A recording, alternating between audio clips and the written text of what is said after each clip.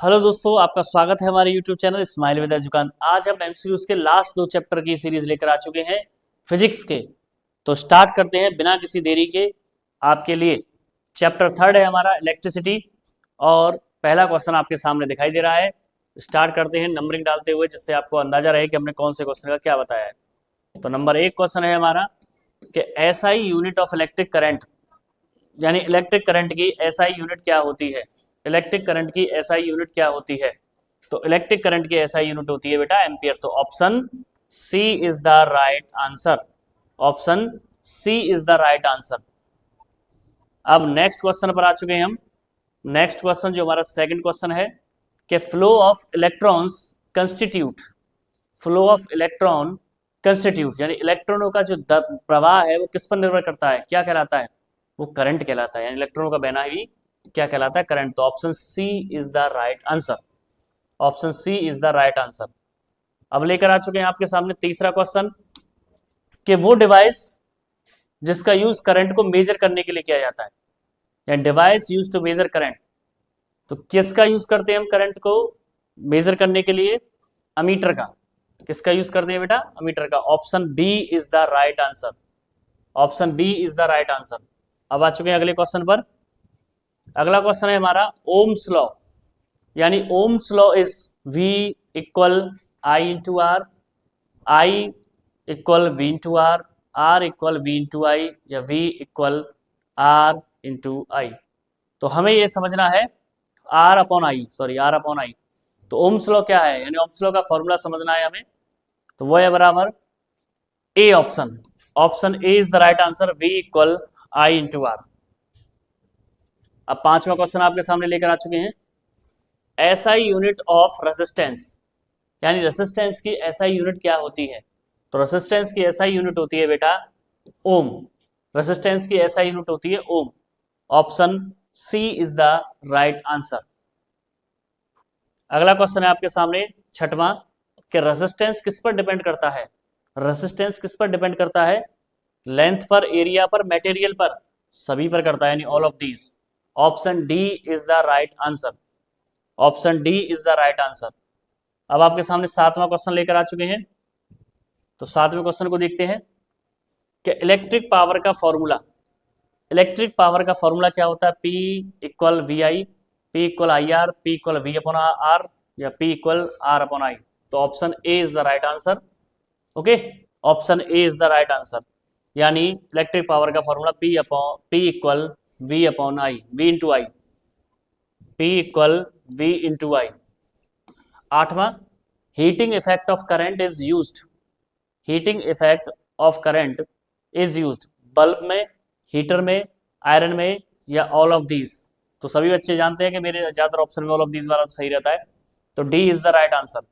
D is the right answer. अगले question पर आ चुके हैं नौवां, फ्यूज। इसके लिए तो मैंने शॉर्ट वीडियो भी बनाया है नौवें क्वेश्चन पर कि फ्यूज इज यूज्ड, फ्यूज का प्रयोग किया जाता है increase current, decrease current, prevent overloading, या फिर मेजर करंट। तो याद रखिए फ्यूज का प्रयोग हमेशा हम करते हैं ओवरलोडिंग से, ओवरलोडिंग को प्रिवेंट करने के लिए, बचने के लिए। तो option C is the right answer. 10वें क्वेश्चन पर आ चुके हैं कि यूनिट ऑफ इलेक्ट्रिक एनर्जी, यानी इलेक्ट्रिक एनर्जी की यूनिट क्या होती है? ठीक है, तो जूल होती है, वॉट होती है, वोल्ट होती है, एम्पियर होती है। तो आप जानते हैं इसको भी, इन दोनों को, इसको तो देख लिया हमने एम्पियर में। तो option A is the right answer. जो इलेक्ट्रिक एनर्जी होती है उसे जूल पे यूनिट होती है उसकी।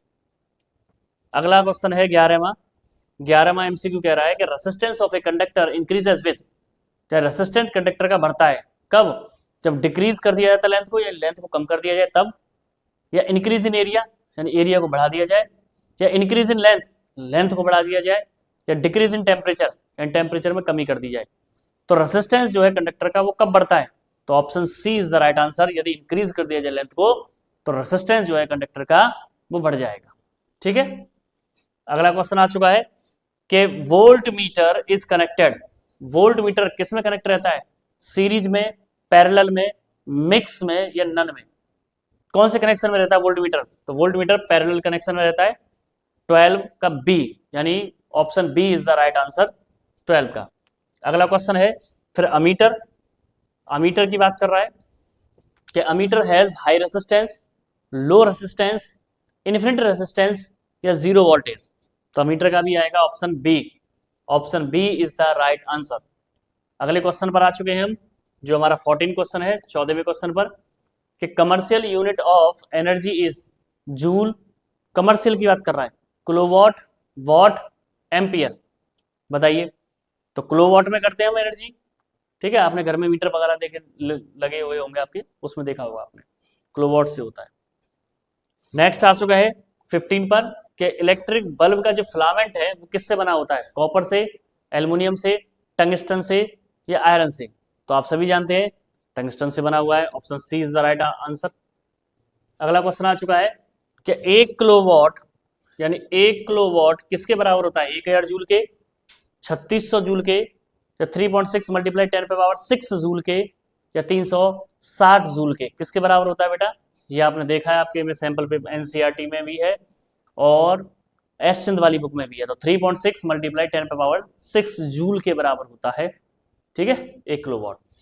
अब आ चुके हम 17वें क्वेश्चन पर, कि resistance in parallel combination is maximum, minimum, infinity या सेम।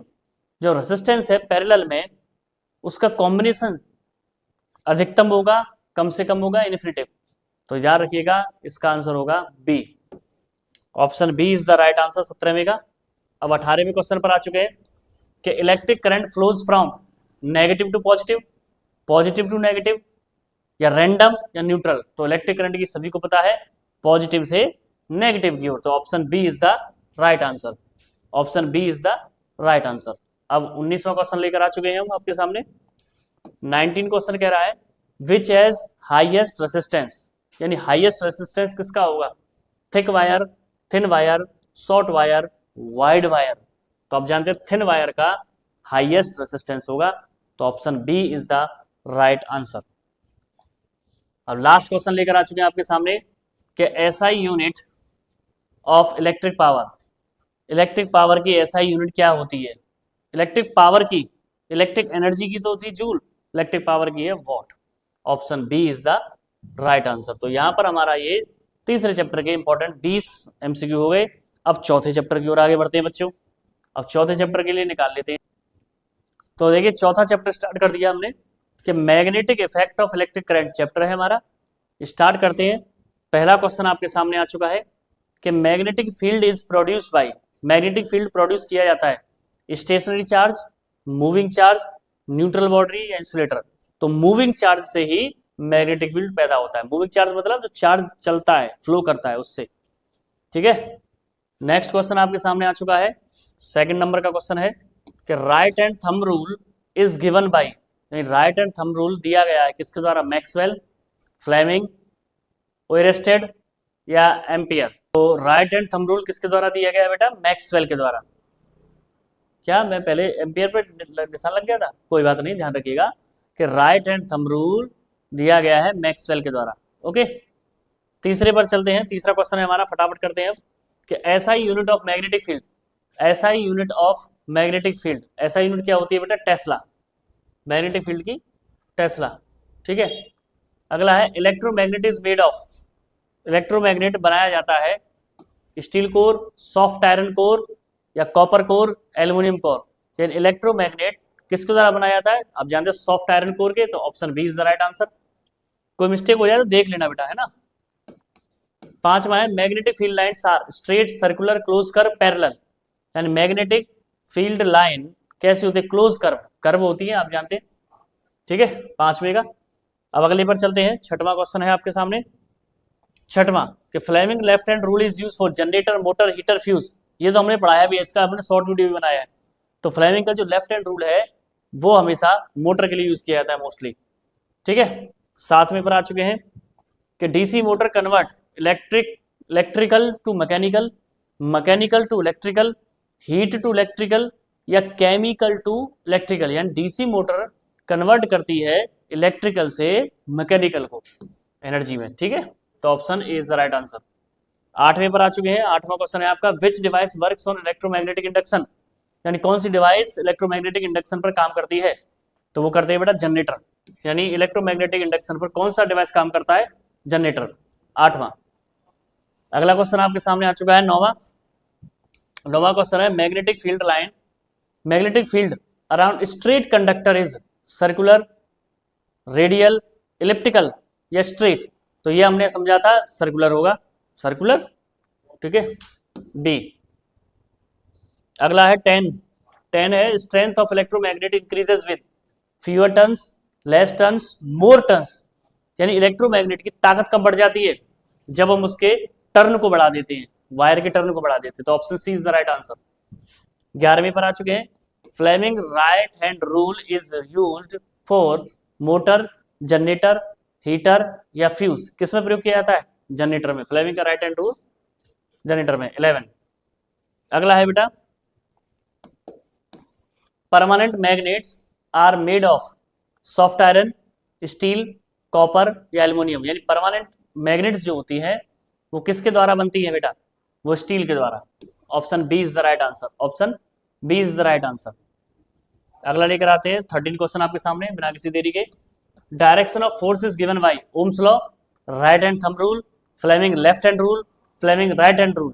तो किसके द्वारा आएगा बेटा? बताइए बताइए। डायरेक्शन ऑफ फोर्स तो वो आएगा सी, फ्लेमिंग के लेफ्ट हैंड रूल। ओके। अगला है 14 क्वेश्चन आ चुका है आपके सामने, आप करिए जब तक। The coil in motor is called magnet, armature या कम्यूटेटर या ब्रश। क्या कहलाता है? तो आर्मेचर कहलाता है। 14B यानी B is the right answer. Split ring in motor is called armature, commutator, field magnet या कॉइल। तो ये कम्यूटेटर कहलाता है। ये क्या कहलाता है? कम्यूटेटर। अगला है बेटा 16 का कि magnetic field is strongest at centre, poles, equator या एंड्स। यानी जो मैग्नेटिक फील्ड है वो ज्यादा ताकतवर कहां पर रहता है? पोल्स पर। Option B is the right answer. 17वां लेकर आ चुके हैं कि increasing current increases resistance, magnetic field, voltage, power only. तो आप जानते हैं, पढ़ रहे हैं कि करंट को बढ़ाएंगे तो मैग्नेटिक फील्ड भी बढ़ जाएगा। Option B is the right answer. 18वां direction of current is reverse by brush, coil, commutator या मैग्नेट। तो इसमें commutator, direction of current reverse हो जाता है किसके द्वारा? कम्यूटेटर के द्वारा। अब नेक्स्ट लेकर आ चुके हैं 19। Magnetic field lines never intersect, curve, form loops या एग्जिस्ट। तो ये कभी इंटरसेक्ट नहीं करती। तो option A is the right answer. And last and final पर आ चुके हैं आपके सामने कि SI unit of magnetic flux, तो वो होता है वेबर। ओके, यहाँ पर हमारा 20 क्वेश्चन की सीरीज यानी 40 क्वेश्चन हो चुके हैं। तो ऐसी इंटरेस्टिंग वीडियोस के लिए हमारे चैनल विजिट करें, लाइक करें, शेयर करें, सब्सक्राइब करें, ज़्यादा से ज़्यादा प्रमोट करें। Stay healthy and stay fit. जय श्री राम।